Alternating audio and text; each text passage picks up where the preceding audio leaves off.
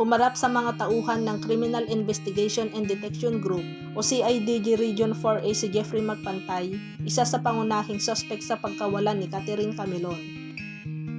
Ayon sa exclusive report ng TV Patrol ng ABS-CBN News, January 10, 2024, ito ay para raw kumpirmahin ang ilang personal na detalye tungkol sa suspect.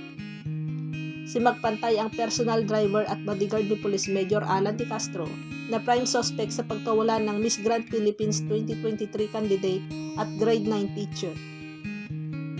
Si Magpantay ang itinuro ng dalawang testigo na nanutok umano ng baril sa kanila nang makita nilang inilipat ng tatlong lalaki sa isang pulang SUV ang isang duguang babae na pinaghihinalaang si Catherine.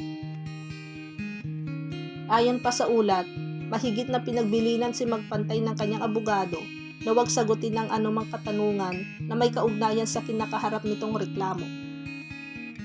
Sinubukan ng ABS-CBN News report na si Jeff Caparas na hingan ng pahayag si Magpantay kung bakit nais nitong manatili sa kustodiya ng Balayan Municipal Police Station. Ayon naman kay Police Major Domingo Ballesteros, Chief of Police ng Balayan, Batangas, kahapon po kasi pumunta sila dito.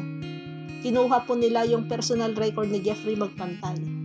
So after po noon, meron pa rin po silang hindi po clear sa kanila yung data na nakuha nila. So bumalik po sila para i-clarify po yung mga data po na nakuha nila kagabi. Sumuko si Magpantay noong Martes, January 9, kasabay ng pangalawang preliminary investigation ng kaso ng pagkawalan ni Catherine sa Batangas City Hall of Justice. Pahayag ni Ballesteros, since po wala pa rin lumalabas na warrant of arrest, kasi ongoing pa rin ang preliminary investigation sa case na hinaharap ngayon, hindi po namin siya ma-treat as criminal. Yung detention po, hindi rin po namin siya pwedeng isama sa detention facilities ng Balayan Municipal Police Station. So nag-i-stay po siya sa isang room na inalot po namin sa kanya. Diyan po minomonitor naman po. Sinusupervise naman po ng PNP personnel po namin para po ma-ensure din po yung safety po ni Mr. Jeffrey Magpantay. Wala naman daw nabanggit na banta sa buhay ni Magpantay. Saad ni Ballesteros, wala naman po siyang nabanggit, sir.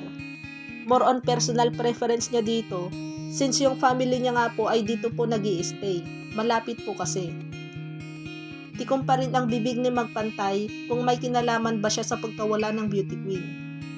January 12, 2024, 3 buwan nang mawalan ng komunikasyon sa kanya ng mga kamag-anak si Catherine.